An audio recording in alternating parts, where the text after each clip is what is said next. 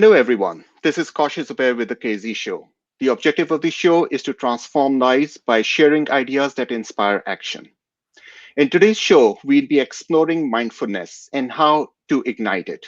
To discuss mindfulness in detail and get to know more about it, we have two esteemed guests with us, Susan Abadi and Hina Imam.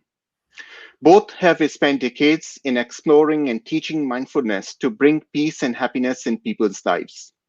Susan is the president at Genius School, based out of Chicago, and Hina is the CEO at Transformational Leadership.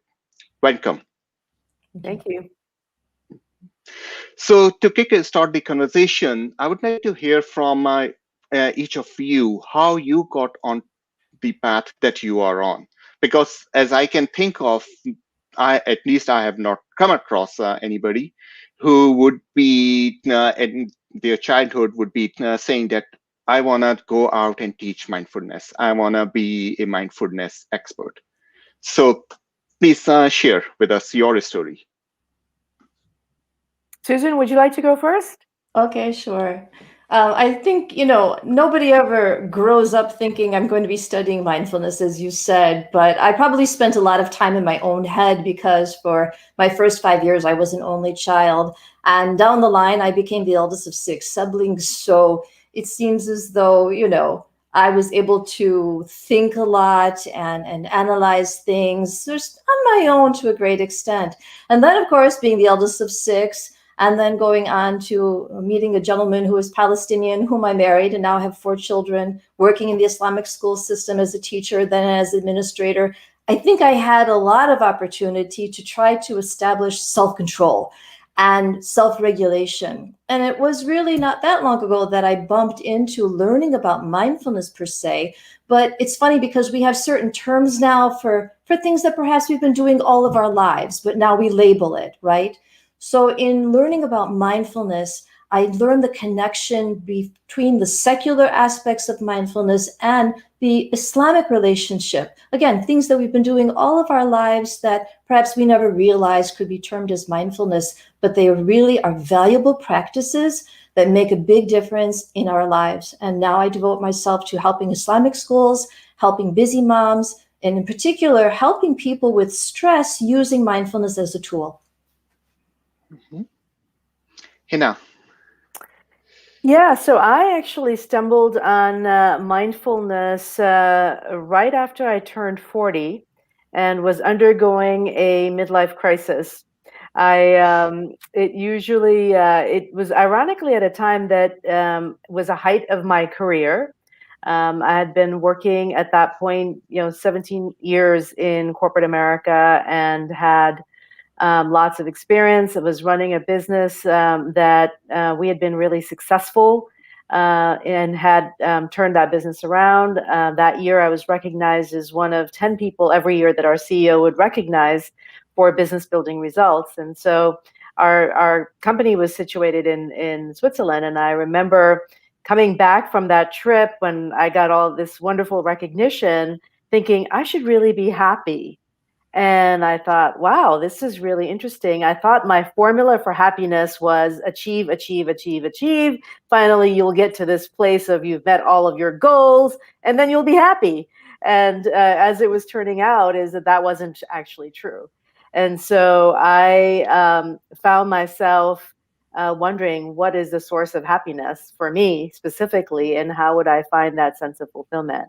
Right around that time, that movie Eat, Pray, Love had just come out. And I think many of you would have heard about it or seen it. It's a great book by Elizabeth Gilbert. And so I decided to do the pray part, which happened to be at an ashram in India. And so I went off and I learned how to meditate and connect more deeply with myself. And that was really the start of my mindfulness journey, was to really get a sense of what is it that would help me feel more fulfilled and bring more joy to my life and bring me more energy at work. And so that's what started it. Yeah. So, and Hina, your story is very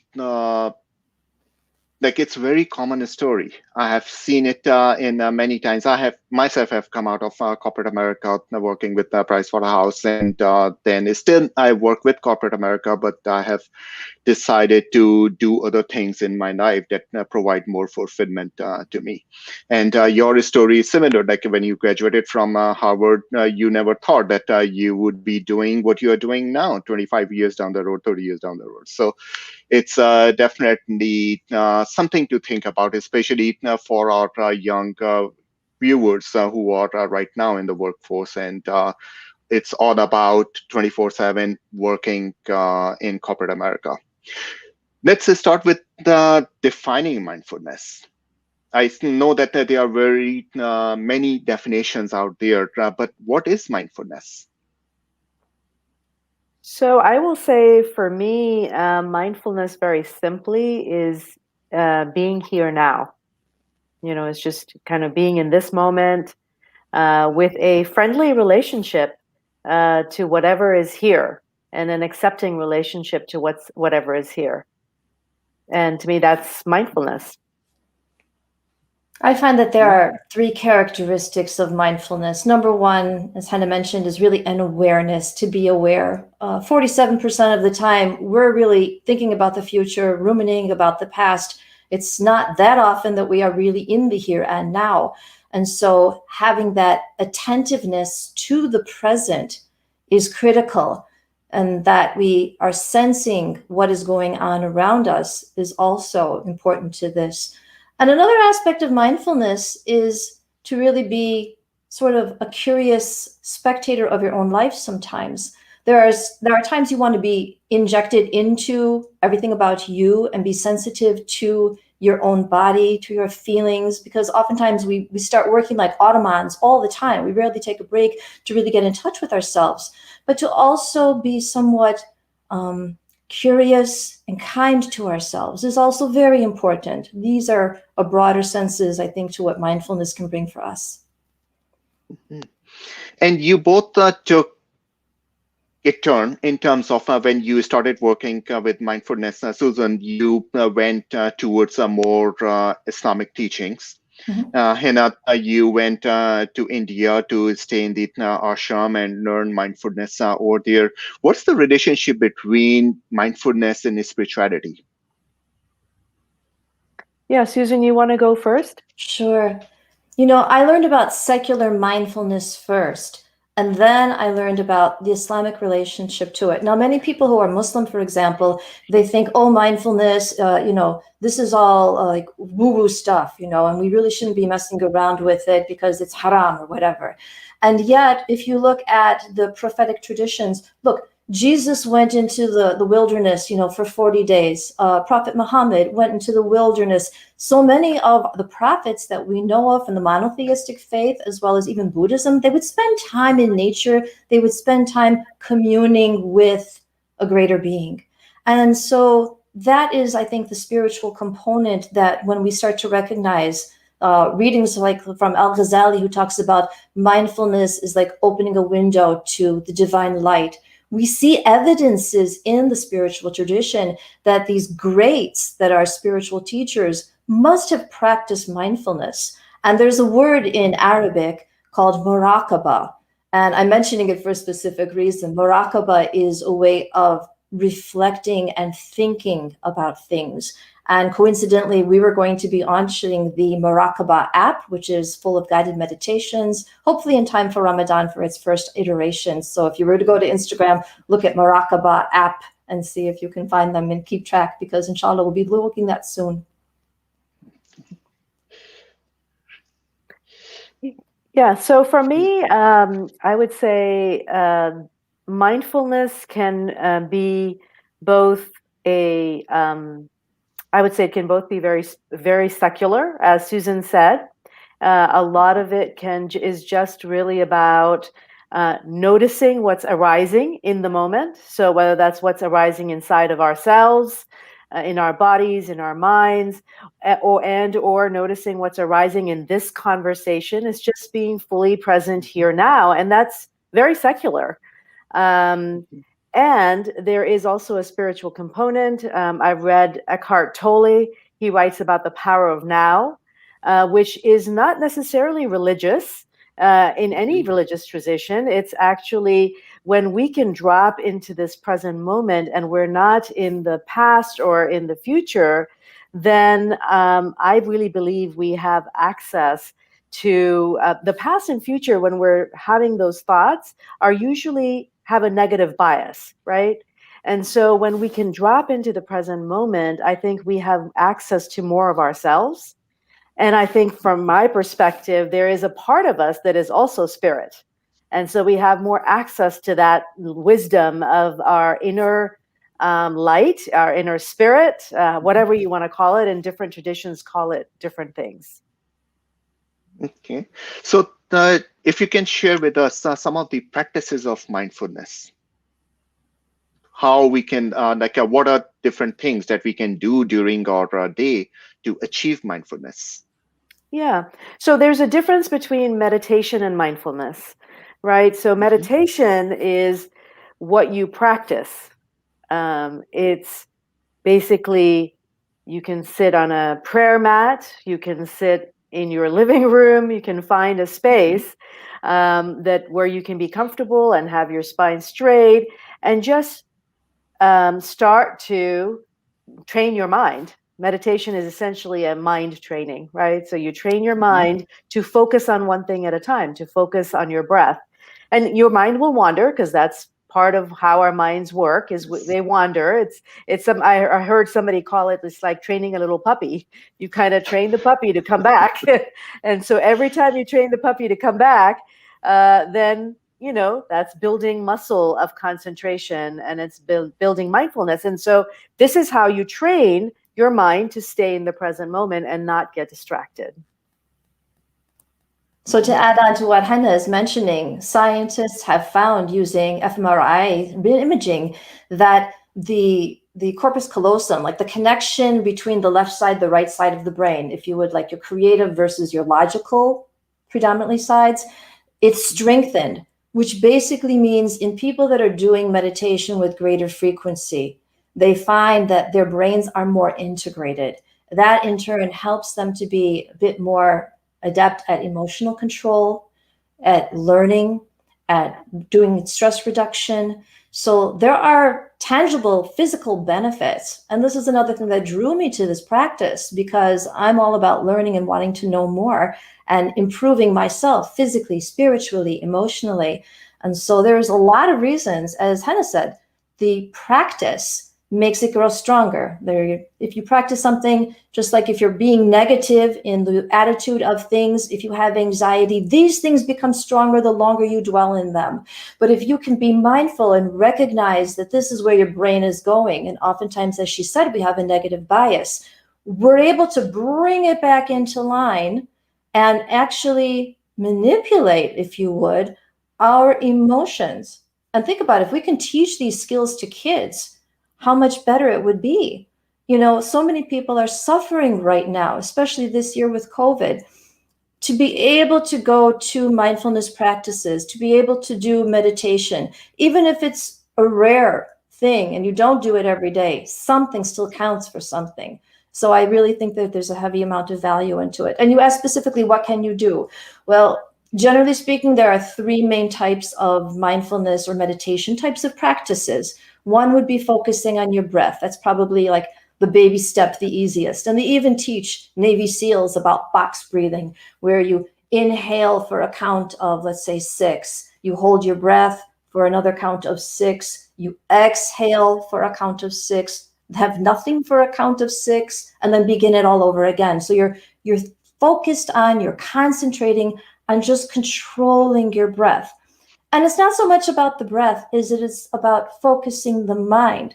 Another type of breath control is just counting, let's say 1, 2, 3, 4, 5 on an inhale, or letting it out then maybe with a little bit longer exhale. This activates your parasympathetic system, which is your calming system. So if you're ever feeling very nervous, as sometimes I am when I'm in the car with my kid and they're driving too fast around a curve, I will start practicing my breathing just so that I can slow down that exhale, calm my physical reaction to the nerves that want to jump up. Second type would be focused awareness, when you maybe pay attention to the sights around you or the sounds around you. Very rarely are we actually in a quiet world. Or how you're feeling in your body, the way you're sitting, the pressure on the back of your thighs, the tenseness you might have in your shoulders, your neck, the fact that your fingers or your toes might be curled because you're tense or you're having sweating.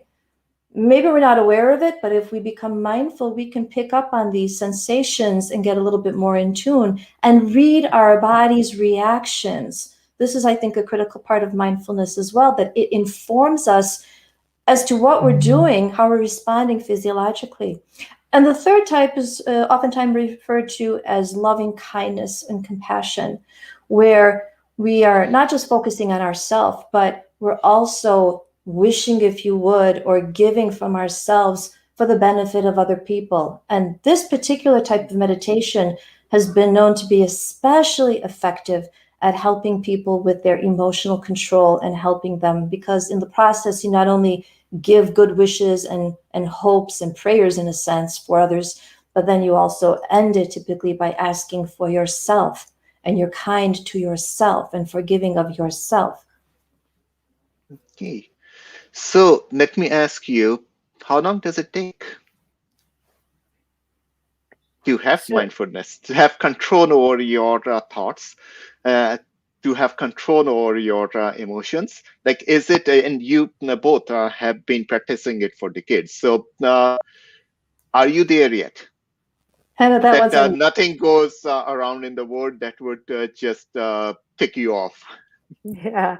So, the purpose of mindfulness is for us to accept what's happening now in this moment. And there are, some days when I'll sit and I'll go very deep in mindfulness. Mhm.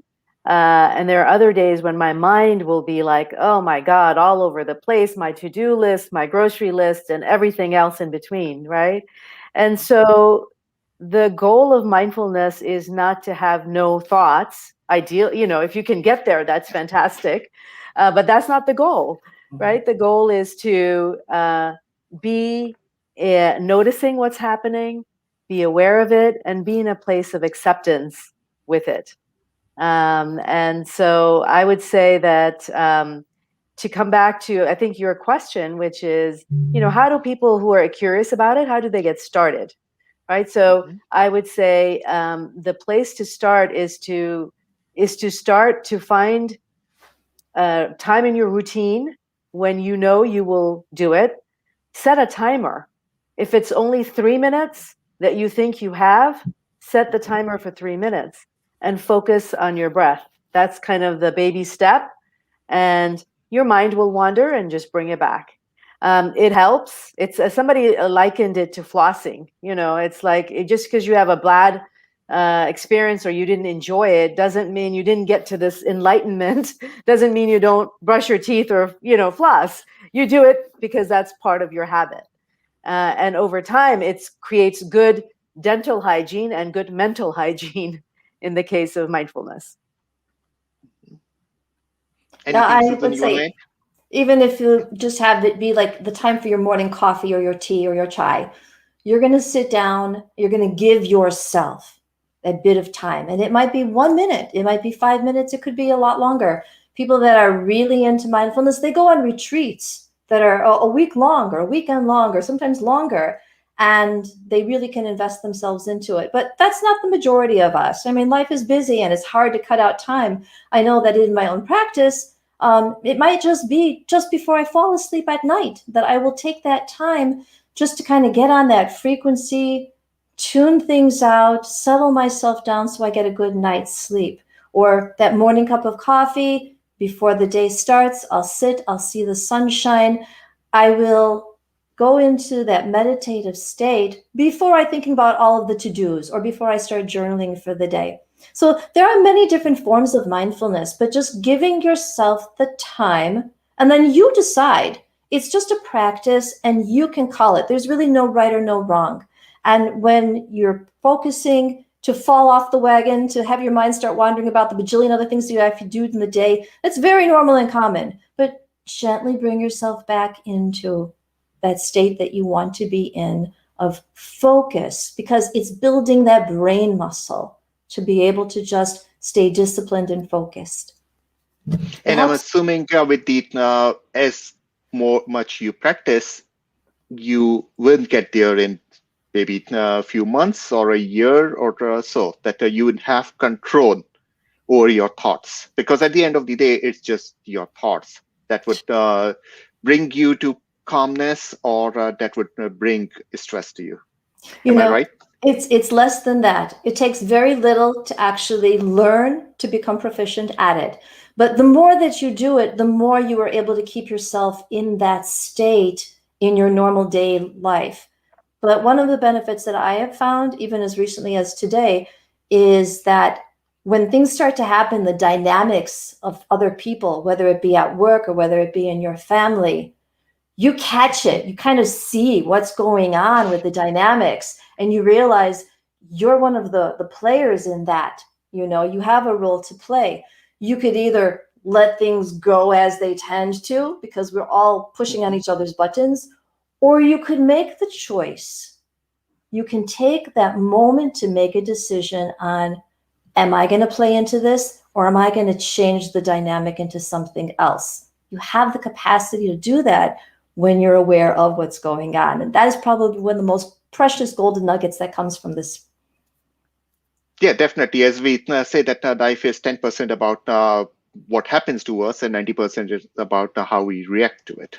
Mhm. So it's definitely a tool, and with practice it comes. Can you share with me how it helps? Because we are so far in our conversation, we have been focused on ourselves, that how we manage ourselves. How does it help with building relationships and sustaining relationships with others?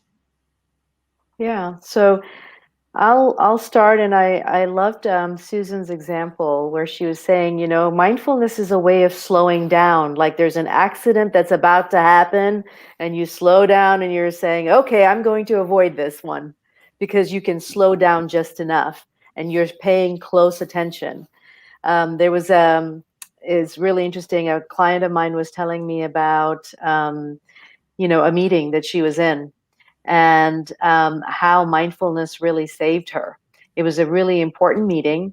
Her CEO, who she reports to, was praising her in front of her peers. And she noticed, this is a Zoom meeting, so she's noticing her two peers smirk and then text each other. So she's assuming that that's what they're doing. And she said, I noticed myself going in this spiral of where I had these thoughts like, oh, I'm never supported by my peers. Why am I even working here? This culture really sucks. I mean, she just sort of noticed that spiral going down. And she said, as I was noticing myself, I basically calmed myself down. I took a deep breath, got in touch with my body. And then I noticed, oh my God, this is a pattern for me. And then she said, instead of going down that pattern and disengaging from the conversation, which was a really important conversation, I decided to stop and re-engage, because I noticed that this is a pattern and I don't have to pay attention to that pattern. And so I think that's the benefit of mindfulness. And it's also the benefit of self-regulation that Susan's talked about. And it's also the benefit of, how do you engage? We always get triggered. All of us have our unique triggers that trigger us and push us out of the present moment, and push us out of our biggest impact in this present moment. And so I think for me, that practice that is really important is being able to pay attention.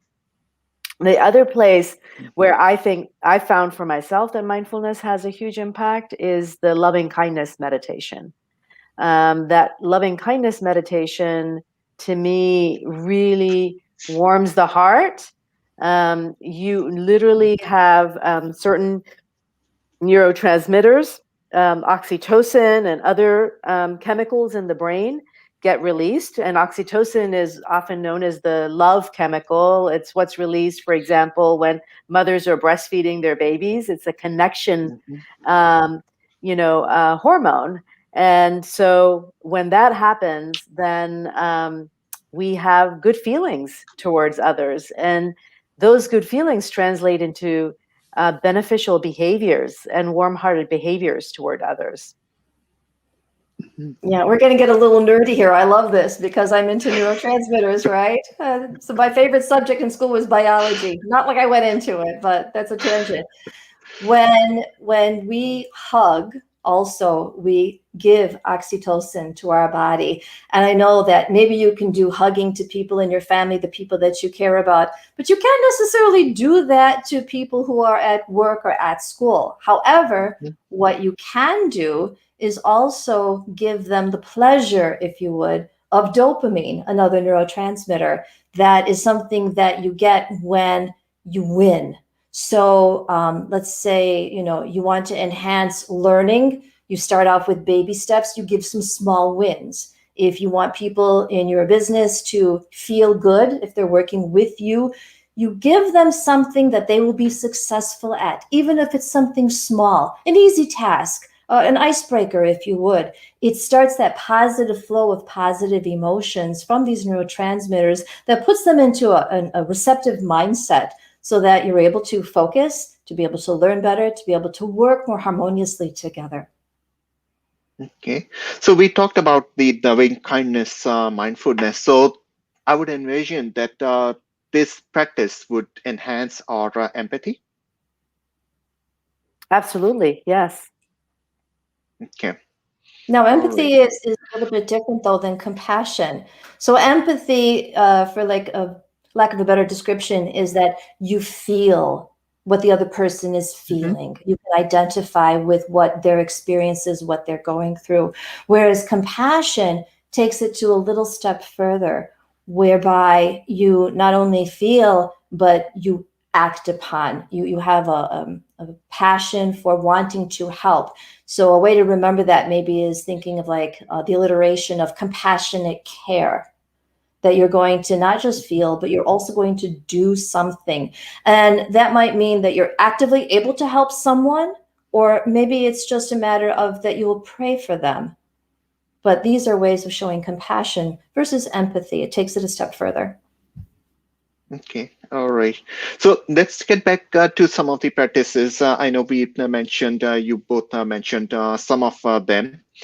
What we can do, especially where we are in our society right now, there is so much misery. People are going through difficult times, challenging times. Either it's death, loss of job, sickness, you name it, and we have experienced everything in the last 1 year. So, are there any practices that you would suggest for people to do in the morning, in the afternoon, at night, and any time of the day? Yeah, so I would say the single greatest practice that I would recommend is the practice of self-compassion. Oftentimes, when we are in situations where we don't have any control, and so many of Mhm. us now are in situations where there is so much suffering and we don't really have control over it. Then the only thing we can do is to practice self-compassion. And I will recommend a couple of resources here. Dr. Kristen Neff is a researcher who's done a lot of work in self-compassion.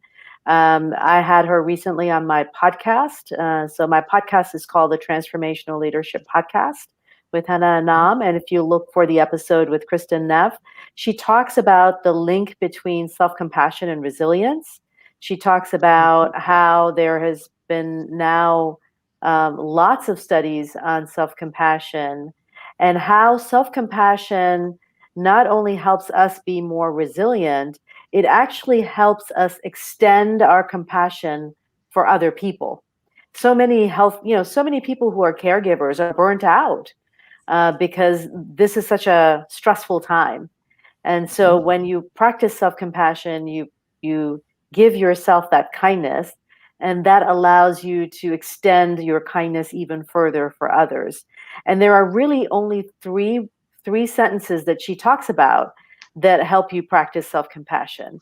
And what she says is, and if you want to practice with me, Kashif, and I'll invite the podcast folks to practice as well, is take your hands and just put them on your heart, and we just repeat to ourselves, this is a moment of difficulty. Difficult moments are part of being human. May I be kind to myself. So we just Wow. repeat, this is a moment of difficulty. You I'm stop going and to you write it down. pause. Yes, you just stop and you pause and you just recognize how this is really difficult.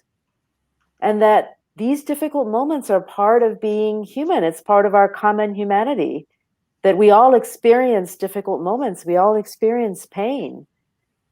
And all we're asking for is to be kind to ourselves. And when we hold ourselves, touch ourselves, hold ourselves, and hug ourselves from a, putting our hands on our hearts, it actually helps our bodies notice that we're being cared for.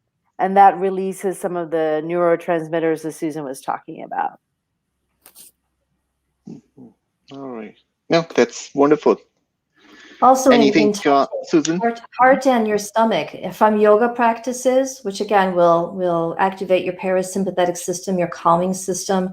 Oftentimes as part of the practice, they will say when you're getting towards the end of the session, put one hand on your heart and the other one on your tummy, and just give yourself some time, because it connects, it integrates them together. We know that for many people, I would recommend journaling. When you have a lot of things going on in your life, to take the time to journal. First of all, there was a famous writer, Julia Cameron, who had something called the morning pages. You could write morning two different ways, but essentially writing things out, just purging all the junk in your head out, including your grocery list, all the stuff you have to do in the day. And then you get to a point after all that stuff gets out that you get some insights, you begin writing, and you understand some things. If you could do that as a regular practice, and oftentimes you hear people are doing gratitude journals. We know from our faith also, gratitude has many benefits. And to be able to take the good and the bad and accept that even what seems to be bad perhaps has some good in it. Case in point is my own personal story, that my mother passed away, leaving 6 children behind. She was only 54. I had 5 siblings still living at home at the time, the youngest being only 11. She died from Lou Gehrig's disease. And it seemed like an absolute tragedy to the family. I was already married, and my husband and I came back and took care of everybody. But what seemed as a tragedy, we realized much later, turned out to be a blessing, because my father, who had always been the disciplinarian, my mother took care of everything, he was the provider, he grew a heart. That wouldn't have happened. So, it's been many years since that occurred, but my father became both father and mother, and so much more in touch and familiar with all of his children because of that tragedy. And so many blessings, I'm sure, came to him. So we never know how to interpret. The things that seem to be bad might have some silver linings. Even COVID, it has many negatives, but I'm sure everybody can acknowledge there have been some positive things that have come from it as well. And so we hope that we can just be patient and endure, be resilient, and get through this, and hopefully have better times ahead. We have touched upon resilience multiple times. Any stories that the people that you have worked with, or the change in their lives that you have witnessed, that you can share with us, without naming any names, of course?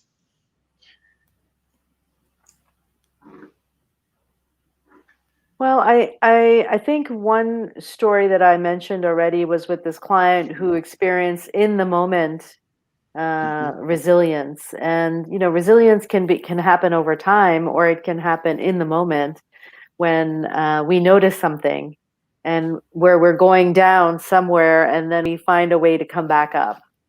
I think that those are examples to me of great resilience. I will also share, to me, At one point, I was fired from a job. And up until that point, I had been an incredibly high achiever, right? And and being asked to leave a job was one of those brutal moments when I, who had been, this super high achiever, won awards, all of a sudden started to question, am I really as great as I thought I was? There was a lot of shame associated with that for me personally. There was a lot of a sense of loss of confidence for me personally. And it wasn't until I connected with the self compassion practice where I just said, wow, this is really difficult. And I guess, there's a lot of people like me who it just helped me grow a heart for the people Mm-hmm. who also experience pain, because up until that point in time my career had been like all star all the way, and it gave me a sense of heart, it gave me a sense of humility, and it taught me that self-compassion can be a really great, can be a really great tool um, for me to be okay with taking risks. Like I don't have to fear failure anymore because I know I have a self-compassion practice that will hold me. It will hold me when I fail, and I don't take it so personally anymore. And so I think that for all those people, it really helps you, in my view, it really helped me grow courage muscles because I have something that I can lean back on, which is my self compassion practice. Mm-hmm. In Anything, terms Susan? Yeah, in terms of resilience, I think, many of us that are older, we've been down the path of life. We've had our knees scraped, we've been broken at times, but we always seem to get back up again. And so when things happen, we know that we're able to. But my heart goes out to the youth. Many times they don't realize that they too can rise up again, that they will have their horrible episodes of things that occur to them. But what we know from happiness studies is that if people have, number one, a sense of purpose, if they have belonging, somebody cares about them and they have a place in that group, whether it be a family or a social group of some sort with peers, if they have a sense of self-efficacy and they have like their own story, that they believe in themselves, if they have something to transcend their difficulties, they will be resilient. So when anybody is suffering, we want to try to remind them and infuse in them that they have these components to build themselves back up again. Mm-hmm. No, that's definitely. And I would like to learn more in terms of when Susan, you were talking about the especially with children and or young adult teenagers when they are going through challenging times. They are also of the mindset that they know the best. They don't Mm. need to hear anything. How do you counter that with mindfulness? Well, we know that oftentimes as kids grow into teenagers, a lot of parents feel that it's time to be hands off. Like they think that their kids have got it all together. And many times their kids will go off and have their peers be more significant in their lives than their own parents.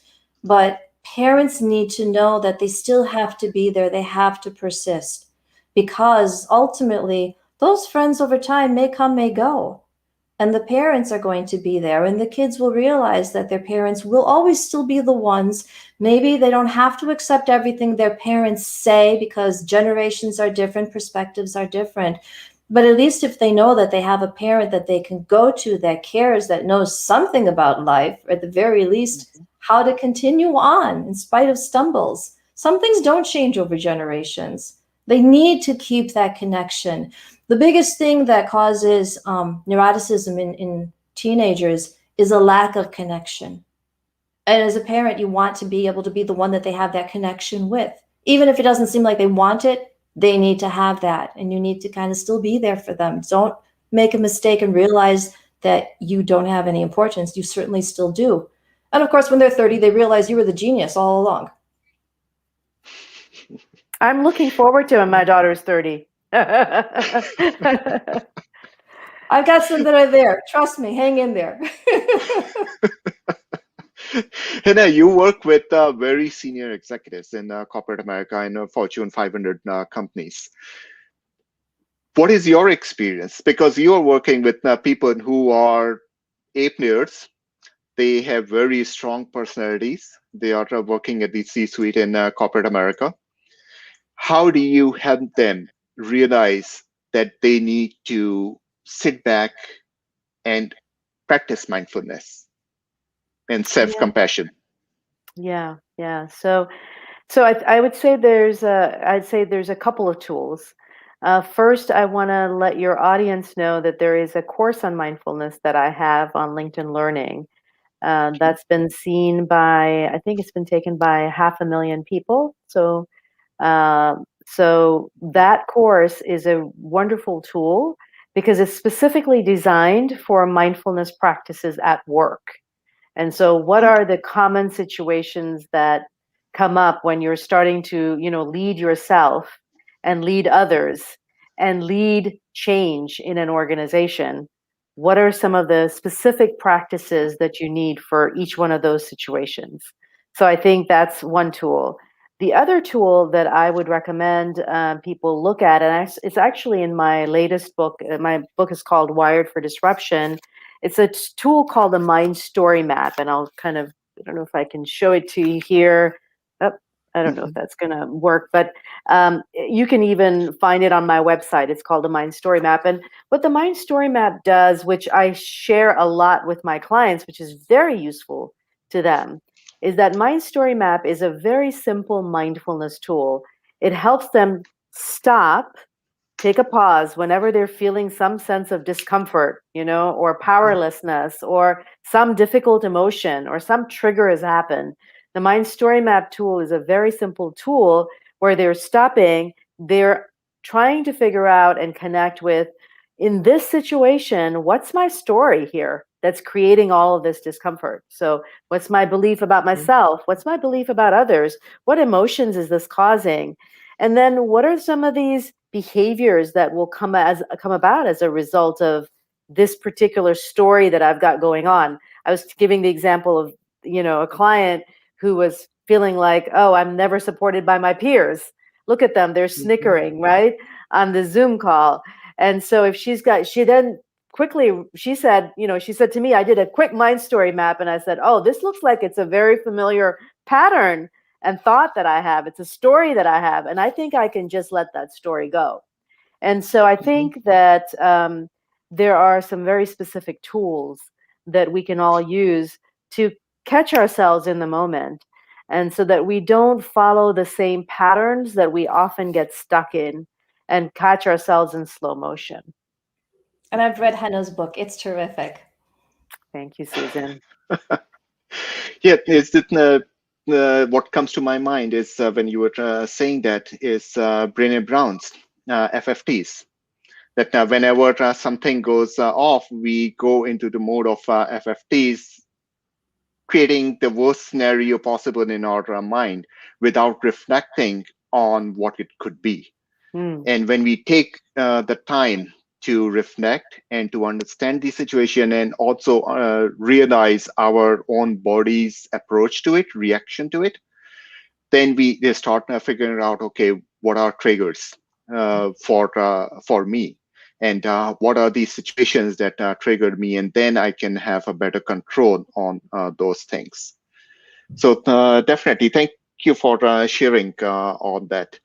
Any other books you would recommend, or we are definitely going to listen to your podcast, Hina.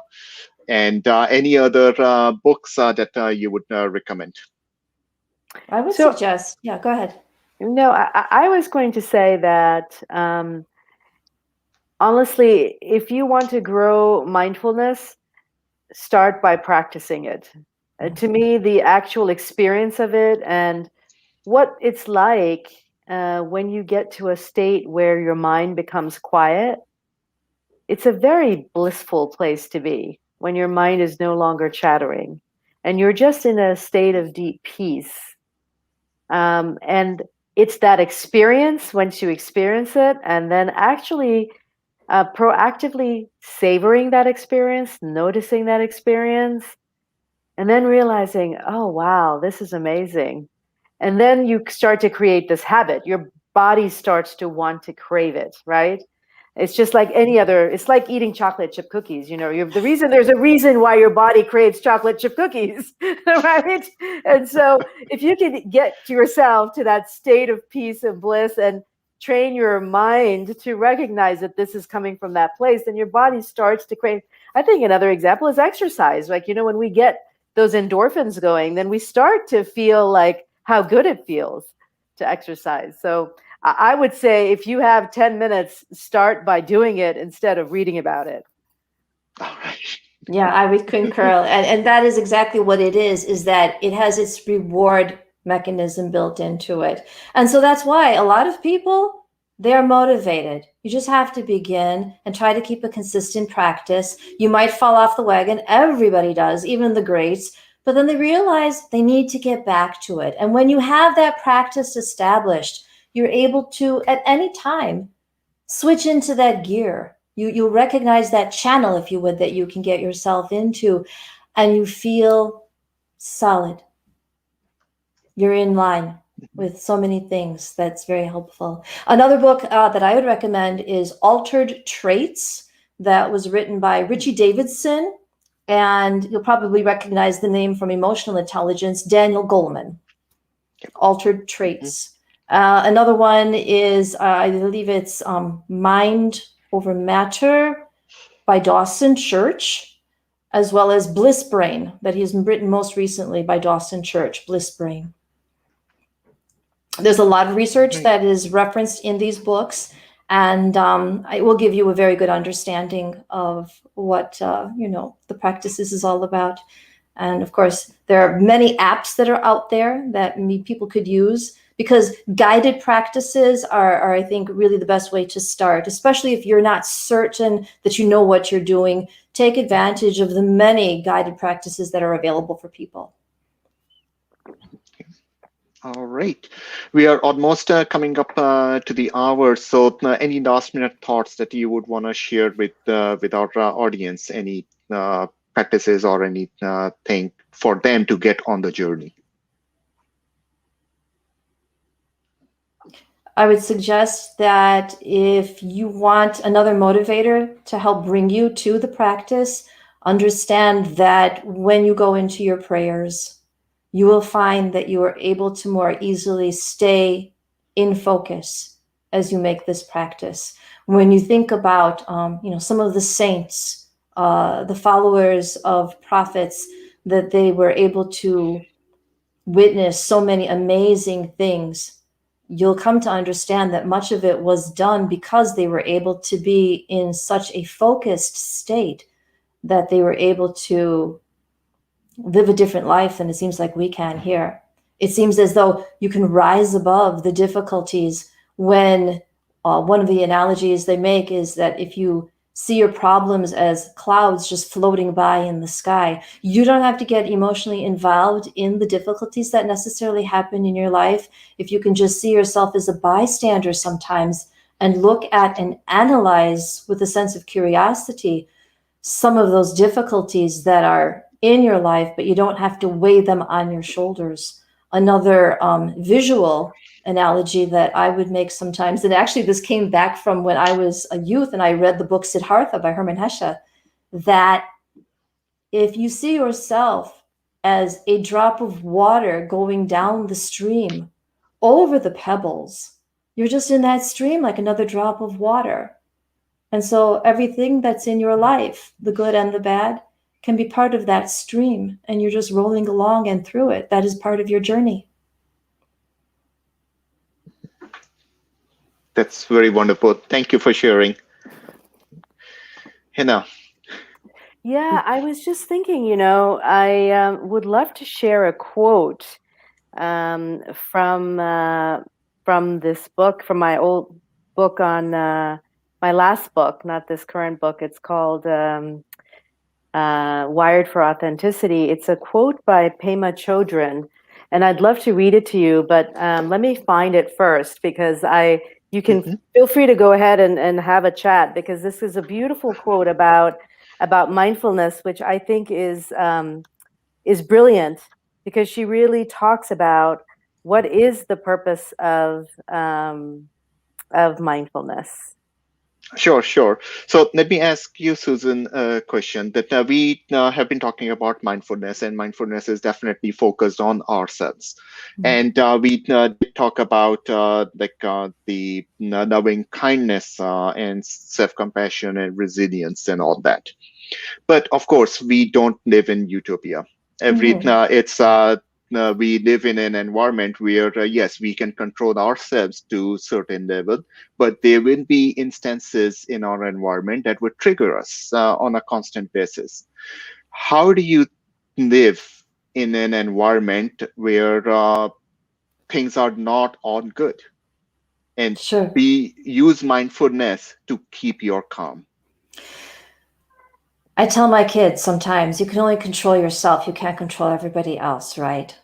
But with that in mind, you always can make the choice on how you're going to respond to situations. And keeping in mind, you can't control the other things, but knowing that there are human dynamics, knowing that we tend to reflect off of each other. Case in point, somebody walks in the room and they're very angry. They will trigger you and you will get very tense. Maybe you'll flash back at them in some way. But if you can be the one to have the stronger sense of calm, you're able to influence them as well. And sometimes, they had something bad happen on the outside world, but they're just going to bring it home with them. You're able to stop that if you're aware of what are the dynamics going on. And what I try to do is I would ask myself sometimes, how would somebody who is of good character quality, like a prophet, handle the situation?